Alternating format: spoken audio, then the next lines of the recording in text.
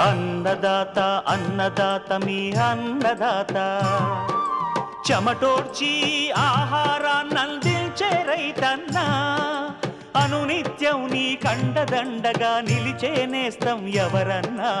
అన్నదాత అన్నదాత మీ అన్నదాత.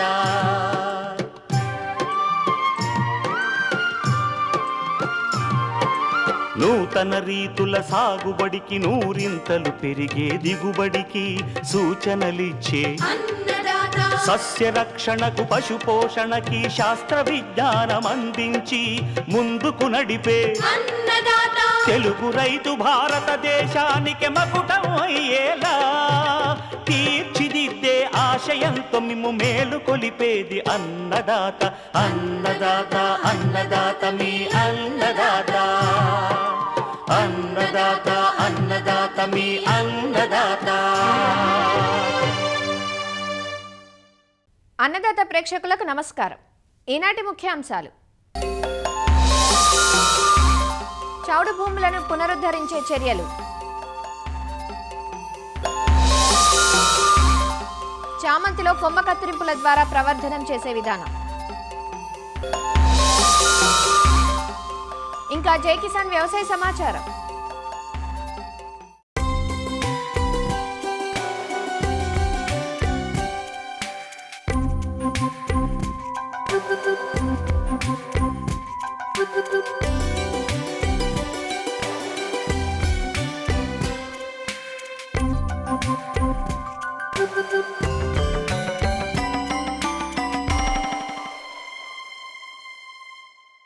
వ్యవసాయంలో పంటల పెరుగుదల, ఉత్పత్తులు బాగుండాలంటే ముందుగా నేల తల్లి ఆరోగ్యాన్ని కాపాడుకోవాలి.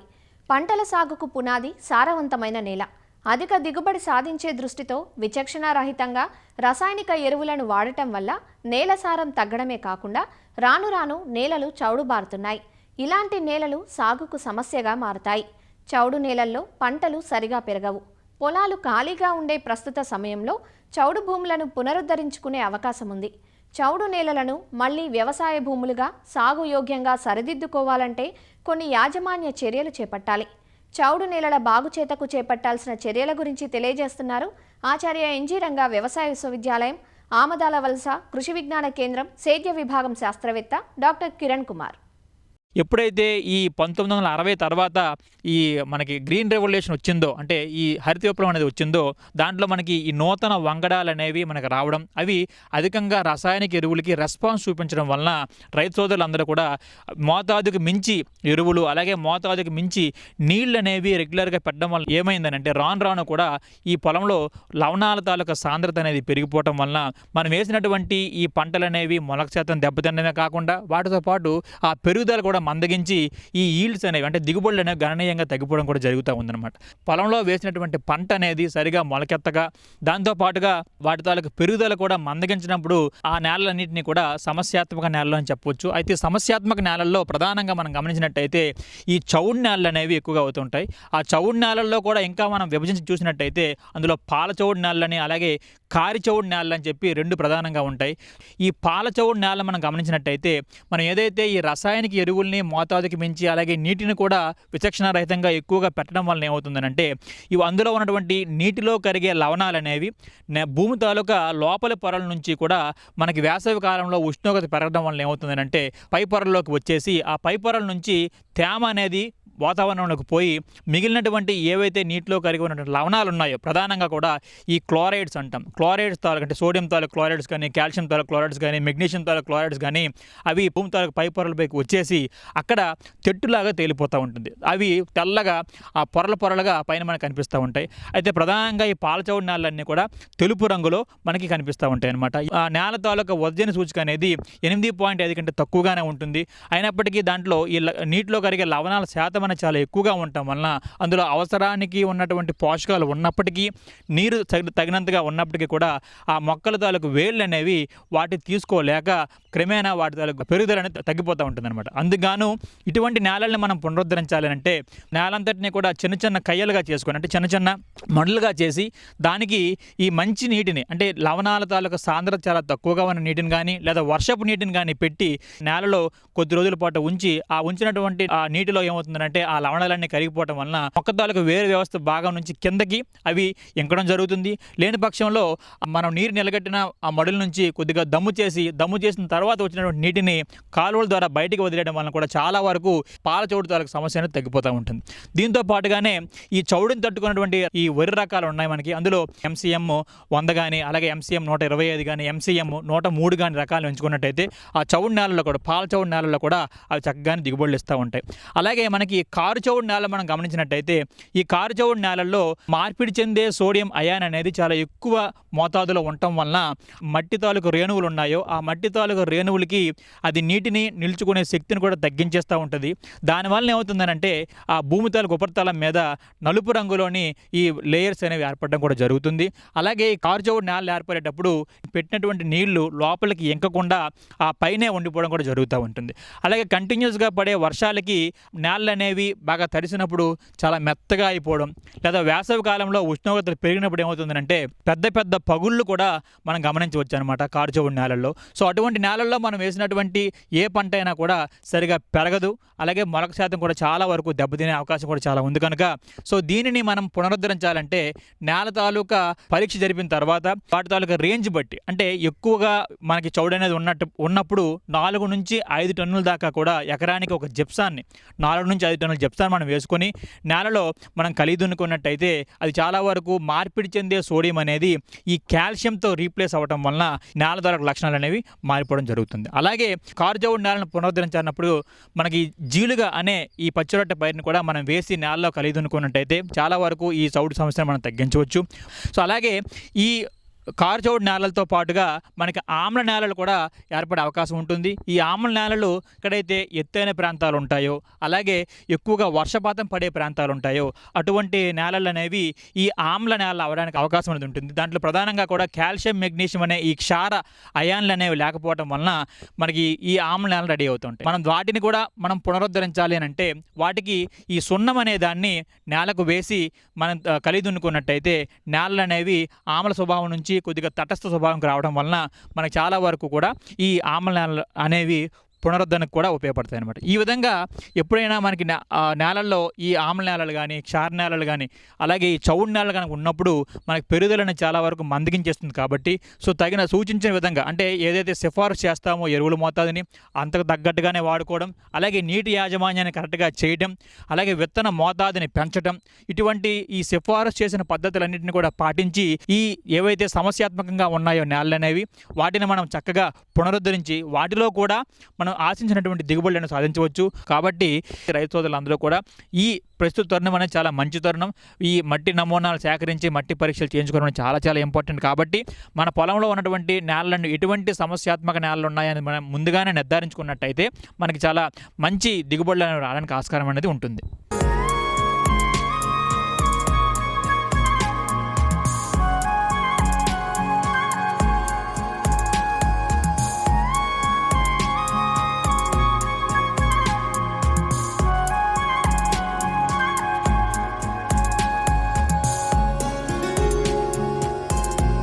వాణిజ్య విలువ అధికంగా గల పువ్వు చామంతి. అందుకే పసిడి పువ్వుగా చామంతిని అభివర్ణిస్తారు. చామంతిని అధిక శాతం విడిపూల కోసం సాగు చేస్తుండగా కట్ ఫ్లవర్ గాను పాలీహౌస్లలో అక్కడక్కడ రైతులు సాగు చేస్తున్నారు. చామంతిని పిలకల ద్వారా, కొమ్మ కత్తిరింపుల ద్వారా ప్రవర్ధనం చేస్తారు. కొమ్మ కత్తిరింపుల ద్వారా ప్రవర్ధనం చేసుకోవాలంటే ఇదే సరైన ఆదను. చామంతి పూతకాలం పూర్తయిన తర్వాత మార్చ్, ఏప్రిల్ మాసాల్లో మొక్కల నుంచి కొమ్మలను సేకరించుకొని మే మాసంలో పెంచి జూన్, జూలై మాసాల్లో ప్రధాన పొలంలో నాటుకుంటే ఆ మొక్కలు ఎదిగి నవంబర్, డిసెంబర్ మాసాల్లో పూతకొస్తాయి. తమ సొంత తోటల నుంచి కొమ్మ కత్తిరింపుల ద్వారా ప్రవర్ధనం చేసుకోవడం వల్ల రైతుకు నారు మొక్కల ఖర్చు తగ్గిపోతుంది. చామంతిని కొమ్మ కత్తిరింపుల ద్వారా ప్రవర్ధనం చేసుకునే విధానం ఎలానో శ్రీ కొండా లక్ష్మణ్ తెలంగాణ రాష్ట్ర ఉద్యాన విశ్వవిద్యాలయం పూల విభాగం శాస్త్రవేత్త డాక్టర్ జహరా సల్మా నుంచి తెలుసుకుందాం. చామంతి పూత ముగిసిన తర్వాత పైనుంచి కొమ్మలన్నీ కత్తిరించిన తర్వాత ఒక 40 రోజుల తర్వాత రెండో పంట రాటూన్ క్రాప్ అని అంటారు, రెండో పంట మనకి ఇస్తుంది. ఆ పంట కూడా ముగిసిన తర్వాత మనం భూమి నుంచి 5 సెంటీమీటర్ల ఎత్తు వరకు కొమ్మలన్నీ కత్తిరించి పైపాటుగా యూరియాని అందించి ఒక ఎకరానికి 30 కేజీలు యూరియాని అందించిన తర్వాత నీరు మంచిగా అందించినట్లయితే మనకి సక్కర్స్ పిలకలు అనేవి బాగా అభివృద్ధి చెందుతాయి. అలా అభివృద్ధి చెందిన ఒక 2 నెలలకి మనకి మంచిగా తల్లి మొక్కకి నిండుగా కొమ్మలన్నీ వచ్చి ఉంటాయి. ఆ దశలో ఉన్నప్పుడు మే మాసంలో కొమ్మ కత్తిరింపుల ద్వారా చామంతిని ప్రవర్ధనం చేసుకోవచ్చు. ఇప్పుడు ఈ మొక్కకి అన్ని కొత్తగా వచ్చిన పిలకలు ఉన్నాయి, వీటి నుంచి మనం కొమ్మ కత్తిరింపులు తీసుకోవాలి. ఈ విధంగా వీటిపైన ఎటువంటి మొగ్గలు అవి లేకుండా ఉన్న కొమ్మలను మనం ఎంచుకోవాలి. 5 నుంచి 7 సెంటీమీటర్లకు పొడవు వరకు కొమ్మలను మంచిగా షార్ప్గా ఉన్న సికేచర్తో లేక కత్తిరులతో కట్ చేసుకోవాలి.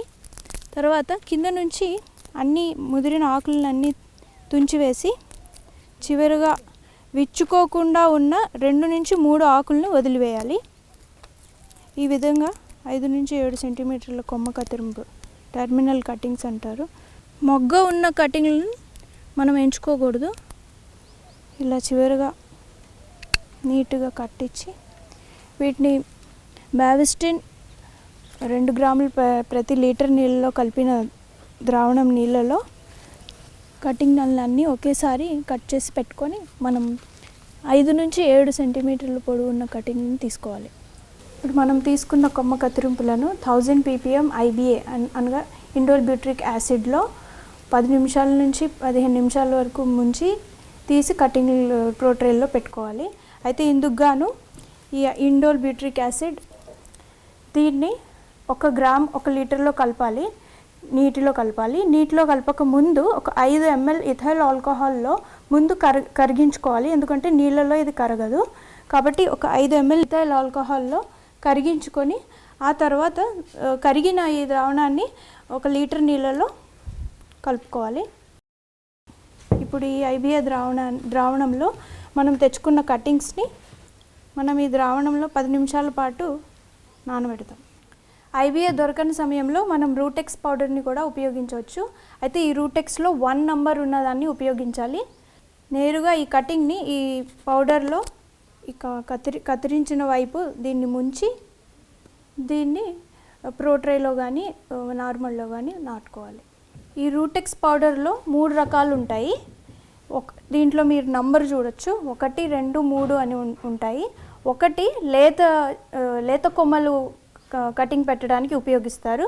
అదేవిధంగా 2 నంబర్ ఉన్నవి మధ్యస్థర ముదురు ఉండేవి, అంటే గులాబీ కటింగ్లు అవి పెట్టడానికి ఉపయోగిస్తారు. 3 నంబరు బాగా ముదిరిన కొమ్మలను రూటింగ్ తీసుకురావడానికి ఉపయోగిస్తారు. అంటే బౌగన్విలియా లేకపోతే నీరియం అలాంటి బాగా ముదిరిపోయిన కొమ్మలు ఉంటాయి కదా, వాటికి రూటింగ్ కోసం 3 నంబర్ ఉన్నది ఉపయోగించాలి. ప్రస్తుతం మనది చామంతి లేత కొమ్మలు కాబట్టి 1 నంబర్ ఉన్నది వాడతాం. కటింగ్స్ని ప్రోట్రేల్లో ముందుగా కోకోపీట్ మిక్చర్ ఎలా కలుపుకోవాలి, దాంట్లో కటింగ్లు ఎలా పెట్టుకోవాలి నేను విధానం చూపిస్తాను. అయితే ఇందుకు గాను కోకోపీట్ బ్రిక్స్ ఇలా దొరుకుతాయి. ఈ కోకోపీట్ అనేది దీంట్లో ఈసీ చాలా అధికంగా ఉంటుంది కాబట్టి ముందుగా మనం ఈసీ తక్కువ ఉన్న నీళ్ళల్లో, ఈసీ 0.5 కంటే తక్కువ ఉన్న నీళ్ళలో నానబెట్టుకొని 3 నుంచి 4 సార్లు దీన్ని నీళ్ళలో బాగా కడగాలి. కడిగి ఆ తర్వాత ఈసీ ఒకసారి చెక్ చేసుకోవాలి. ఆ తర్వాత దీన్ని ఆరబెట్టుకొని ఈ కోకోపీట్ దీన్ని ఉపయోగించుకోవాలి ప్రోట్రే మిశ్రమం కలిపేటప్పుడు. కటింగ్ పెట్టుకోవడానికి వాడుకునే మిశ్రమంలో కోకోపీట్ 3 పాళ్ళు, వర్మి కంపోస్ట్ 2 పాళ్ళు, ఇసుక 1 పాళ్ళు కలుపుకోవాలి. బాగా కలిపిన తర్వాత మనం ఇందులో 50 సెల్స్ లేకపోతే 98 సెల్స్ ఉన్న ప్రోట్రేస్ దొరుకుతాయి. ఇందులో ఇవి నింపుకోవాలి నిండా. ఇందాక IBA ద్రావణంలో ముంచిన 10 నిమిషాల వరకు ఉంచిన కటింగ్స్ని మనం ఇప్పుడు ప్రోట్రేలో నాటుకుంటాం. ఈ తడిపిన కటింగ్స్ని రూటెక్స్ పౌడర్లో ఈ విధంగా అద్ది ఇందులో ఇలా నాటుకోవాలి. ఇది నాటిన 4 వారాలకి వేర్లు బాగా వచ్చి మనం ప్రధాన పొలంలో నాటుకోవడానికి వీలుగా ఉంటాయి.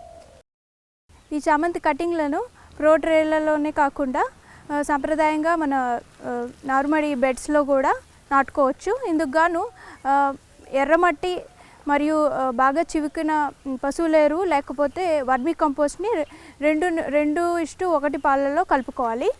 కలుపుకున్న బెడ్స్ని 15 సెంటీమీటర్ల ఎత్తు నార్మడి బెడ్ని తయారు చేసుకొని ఈ కటింగ్లను ఇప్పుడు మనం చూపించిన కటింగ్లను నేరుగా నాటుకోవచ్చు. ఈ నాటుకున్న తర్వాత తెగుళ్ళు సోకకుండా వారానికి ఒకసారి బావిస్టిన్ లేకపోతే క్యాప్టాన్ 1 గ్రామ్ 1 లీటర్ నీళ్ళలో కలిపి పిచికారీ చేసుకోవాలి.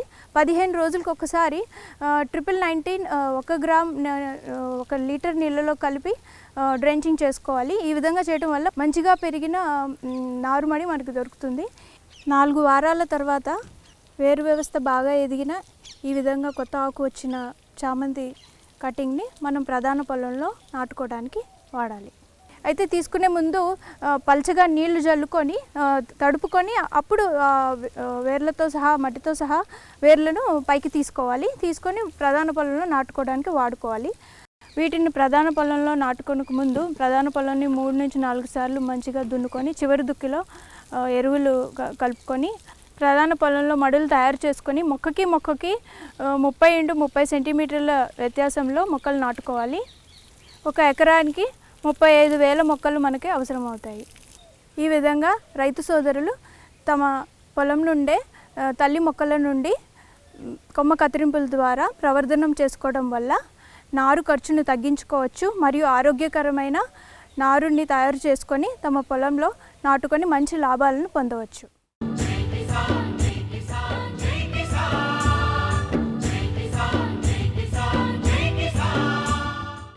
వ్యవసాయ సమాచారం ఇప్పుడు జై కిసాన్లో చూద్దాం. అడుగంటిన భూగర్భ జలాలతో సాగునీరందక వరి పంట ఎండిపోతుందంటూ యాదాద్రి భువనగిరి జిల్లా రైతులు ఆందోళన చెందుతున్నారు. జిల్లాలోని యాదగిరిగుట్ట మండలం మల్లాపురం, మాసాయిపేట, కాచారం గ్రామాల్లో భూగర్భ జలాలు అడుగంటిపోయి బోర్లు పోయడం లేదు. దీనికి తోడు సమీపాన ఉన్న కాలువల నుంచి సైతం నీరు పారక ఇబ్బందులు పడాల్సి వస్తోందంటూ రైతులు ఆందోళన చెందుతున్నారు. నేను 3 ఎకరాల 10 గుంటలు వ్యవసాయం చేసుకుంటున్న నా సొంత భూమే. పొలం మొత్తం ఎండిపోతుంటే ఉన్న మా భార్య నక్లెస్ తీసుకుపోయి బ్యాంకులో పెట్టి 1,10,000 రూపాయలు తెచ్చుకున్నాను. ఎండిపోయిన కారణం వల్ల ఒక బోర్ ఎత్తిపోయింది. నేను మొత్తం 4 ఎకరాలు నాటు పెట్టిన. దాంట్లో 2.5 ఎకరాలు ఆల్రెడీ ఎండిపోయింది. 2 బోర్లు వేసిన రీసెంట్లీ 2,40,000 రూపాయలు అయినాయి. అయినా సరే నీళ్లు పోయట్లేదు. వర్షాకాలంలో నీళ్ళని చూసి కాలువలలో నీళ్ళు వస్తాయి కదా ఉద్దేశంతో నాటు పెట్టడం జరిగింది. ఇప్పుడు పూర్తిగా ఎండాకాలం వచ్చిన తర్వాత నీళ్ళు వదలడం వల్ల భూగర్భ జలాలు పెరగలేకపోయినాయి. మా పొలాలు ఎండిపోయినాయి. మా మాసపేటకు 2 చెరువులు ఉన్నాయి. ఒకటి ఒలిగొండ చెరువు అని కిందికి ఉంటది, ఇంకో చెరువు మా ఊరు పైకి ఉంటది. ఆ ఊర్లో చెరువులకు నీళ్ళు వదిలితే మాకు కొద్దిగా గొప్ప బోర్లు పెరగడానికి ఆస్కారం ఉంటది. ఆ చెరువులకు నీళ్ళు వదలాలంటే అక్కడ కొన్ని వెంచర్లకు వెళ్ళి కాలువ 300 మీటర్ల కాలువ తీస్తే మాకు ఆ కొచ్చెర్లకు నీళ్ళు వస్తాయి. వానాకాలంలో జలాశయాల్లో నీటి మట్టాలు సరిపడా ఉండటంతో ఆశగా వరి సాగు చేశామని తీరా పంట ఎదిగే సమయానికి కనీస నీటి తడులు అందించే పరిస్థితి లేకుండా పోయిందంటూ రైతులు వాపోతున్నారు. అవకాశమున్న రైతులు ట్యాంకర్లను తెచ్చి పంటను బతికిస్తుంటే పూర్తిగా ఎండిన పొలాలను పశువులకు వదిలేస్తున్నామంటూ రైతులు వాపోతున్నారు. నేను 2 ఎకరాలు పెట్టిన, 2 ఎకరాలు ఎండిపోయింది. ఈ 2 నెలల నుంచి ఇన్నే ఉన్నా. నేను మొత్తం నా మొగనికి పచ్చవాత వచ్చింది. నేను బాయికి అయినా ఉన్నా. ఇది వారించుకుంటానని అది సున్నాయింది, ఇది సున్నాయింది, అంతా సున్నాయింది. రైతు బంధు కూడా పడతలేదు. నాకు నీళ్ళు వస్తే నాది వారుతుంది. పసల సొప్ప కన్నా అయితే మాది పొలం అంతా ఎండిపోయింది. మాకు నీళ్లు రావాలని మేము దయచేసి చెప్తున్నాం. మిత్తి పైసలు బ్యాంకులో మిత్తి ఉండే, మిత్తి కట్టు 24,000 మిత్తి అయ్యింది. మిత్తి కట్ట అంటే మిత్తి కట్టినా 24,000 కట్టినా అది కూడా మాఫీ కాలేదు. మాకు రైతు బంధు పడతా అన్నారు, రైతు బంధు పడలేదు. మా రుణ మాఫీ కాలేదు. మాకు పొలాలన్నీ ఎండిపోయినాయి. ఇదిగో ఆవుల మేపుతున్నాము. 5 ఎకరాల దానిక నాటు పెట్టిన. నాటు పెడితే నీళ్ళ కాలు వస్తాయి. అక్కడ వచ్చినాయి కదా, మాకు కూడా సాయం అయితే అనుకున్నాం. సాయం చేస్తాను అనుకున్నాం. ఇంతవరకు ఏ తయారు లేదు, ఏమీ లేదు. ఇంతవరకు నీళ్ళు నష్టం బందోబస్తు అయింది. పెట్టుబడి పెట్టినాం. కూలీలకు, ఇళ్లకు, వాళ్ళకు, పసలకు కూడా నీళ్లకు సౌకర్యం దెబ్బతీసింది. వేలకు వేలు అప్పులు తెచ్చి సాగు చేసిన వరి పంట పశువులకు మేతగా మారిపోయిందని ఆవేదన చెందుతున్నారు. సమీపాన ఉన్న చెరువులకు నీళ్లు వదిలితే తమ పంట పొలాలకు కనీస నీటి తడులు అందే అవకాశం ఉంటుందని రైతులు కోరుతున్నారు. పంట పొలాల్లో వయ్యారి భామ కలుపు సమస్య సర్వసాధారణంగా మారిపోయింది. ఎన్ని రకాల మందులు పిచికారీ చేసినా తిరిగి పుట్టుకొస్తూ రైతులకు తలనొప్పి వ్యవహారంగా మారిపోయింది. పంట పొలాలు, పొలంగట్లు ఖాళీ ప్రదేశాల్లో విస్తరించి పంటల్లో పలు రకాల సమస్యలు తెచ్చిపెడుతున్నాయంటూ కృష్ణా జిల్లా రైతులు ఆందోళన చెందుతున్నారు. ఈ పార్టీ నియమం అనేది మాకు 30-40 సంవత్సరాల నుంచి కూడా రోడ్ల పక్క డొంకల పక్కన ఉన్న పార్టీనేమో క్రమంగా అభివృద్ధి అయిపోయి ఇవాళ పొలాల్లో గట్ల మీద మెట్ట పొలాల్లో కూడా విపరీతంగా వచ్చి కలుపు నివారణ చేయలేని పరిస్థితి కూడా వచ్చింది. ఇది మన పశువులు మేపినా కూడా ఇది మా పశువులకు జబ్బులు రావటం, మరి ఆరోగ్య సమస్యలకు కూడా మరి గుండె జబ్బులు కానీ శ్వాసకోశ వ్యాధులు కానీ వస్తాయని చెప్పి శాస్త్రవేత్తలు చెబుతున్నారు. దీన్ని సామూహికంగా నిర్మూలించాల్సిన అవసరం ఉంది. ప్రభుత్వం వారు కూడా ఒక వారం రోజులకి కేంద్ర ప్రభుత్వం కూడా స్కీమ్గా పెట్టి దీని నివారణకు చర్యలు తీసుకుంటున్నారు.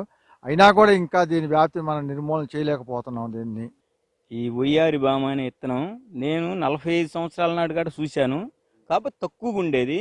ఇప్పుడు ఉండగా కొంచెం గట్టులమ్మటే పొలాలు ఇడిచిపెట్టేసేటప్పటికి అలాంటి చేలలో విత్తనం బాగా పడిపోయి బాగా విపరీతంగా అవుతుంది. దేనికి కూడా సావట్లేదండి. ఇది ఒక చేలో గిని విత్తనం పెరిగితే గాలికి కానీ వర్షాల నీళ్ళ మీద కానీ వెళ్ళిపోయి పొలమంతా అయిపోతుందండి. ఇది వయ్యారి భామ కలుపు నియంత్రణలో భాగంగా ఆంగ్రో విద్యార్థులు సామూహిక నివారణ కార్యక్రమం చేపట్టారు.